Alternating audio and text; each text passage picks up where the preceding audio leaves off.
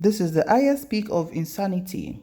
Arewa group knocks Nasir El Rufai. Hello everyone, welcome to Newsport TV.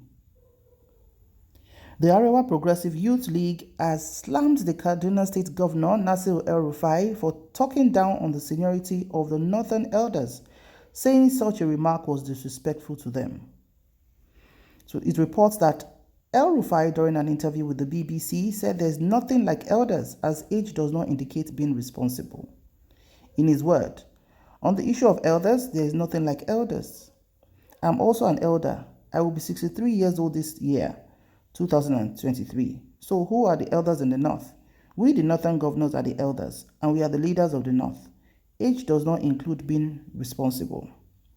Reacting to the comments, the Arewa group leader Sanusi Ibrahim, in a statement on Tuesday, said it was the highest peak of insanity for such a man to make such a generalization against the respected Northern elders.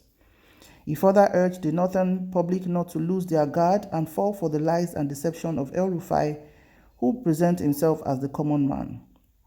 He said, "It is therefore the highest peak of insanity for such a man with a questionable pedigree to make such sweeping generalization against the respected Northern elders, custodians of the Northern values, and expect to get away with it.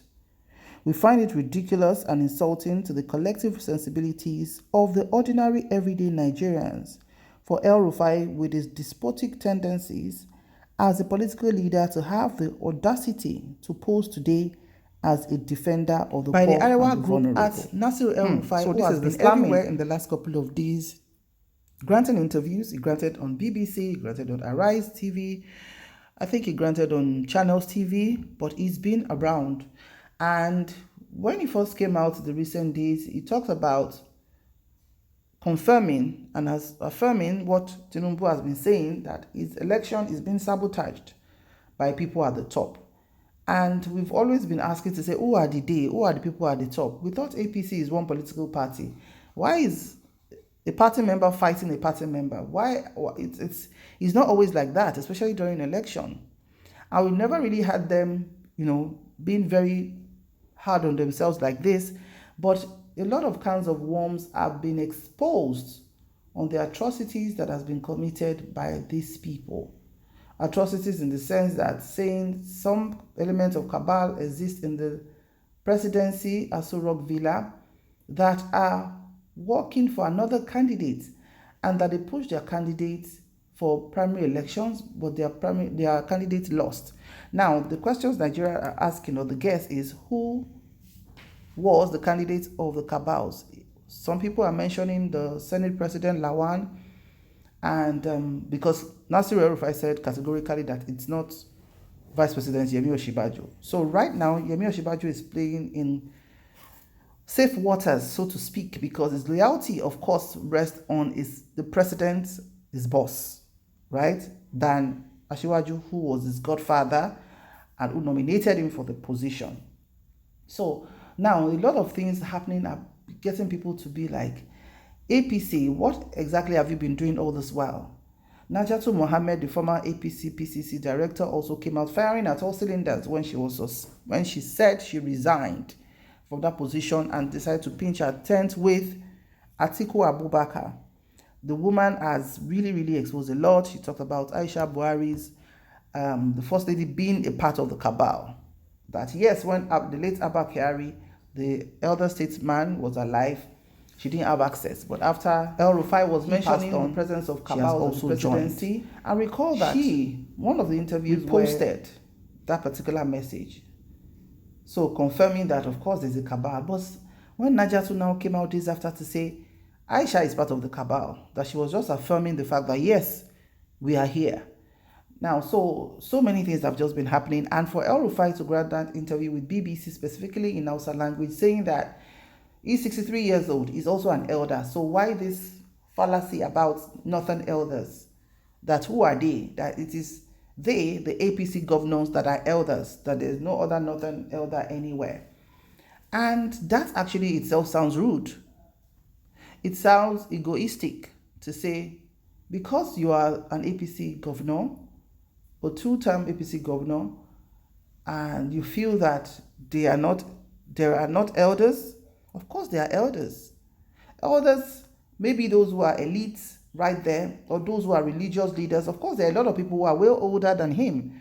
We have a lot of ex-generals who are in their 80s already. So, and that's where the people found this offensive, to be like, no, you can say whatever you want to say, but don't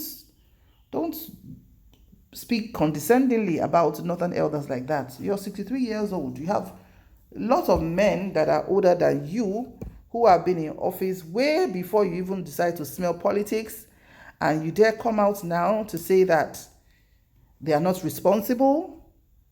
Wow. I don't know how that will be swallowed, but honestly, that's just weeks of pride. And of course, he has put himself in a very compromising situation where people have been throwing a lot at him to say, how come all of a sudden you are restless? Were you this restless when, Christians, Southerners in your state were being deleted? We didn't see you jumping around like this. He has also joined the Zamfara state governor and another governor to sue, I think Zamfara and Kogi state governor, to sue the federal government, not to, about the cash crunch issues. So it's a case of, so you guys can jump up like this. It is because this Naira thing is going to affect your own money drill. When ASU was on strike, you didn't come out to do that.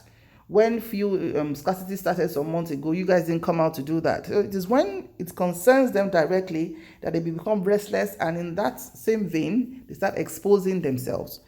I think which is good for us to know where people are complaining everywhere is just what it is, that they've been snoozing. This is not just what we envisaged for 2023 at the tail end of President Muhammadu Buhari's administration. But we'll always remember them. Their names are written in the sands of time for being, having the opportunity to turn the fortune of Nigeria around, at least to a point. But honestly, what they were saying about Jonathan's government, the energy that they exhumed when they wanted to take out ex-president Goodluck Jonathan's administration is not the same energy they have now. They can't even use what they've achieved in these 8 years as point of campaigning. None. I think this is the most embarrassing period for a sitting president. We'll be waiting for El Rufai to respond to the Arewa youth group who have lambasted him to say how this is the highest peak of insanity for you to tell us that there are no existence of northern elders, or that, they are not responsible. What's your opinion again? Please drop it in the comment section below. Thank you so much for watching. Remember to like, share, and subscribe to our channel. And please join us in the next news. Like I always say, may God bless Nigeria. Bye for now.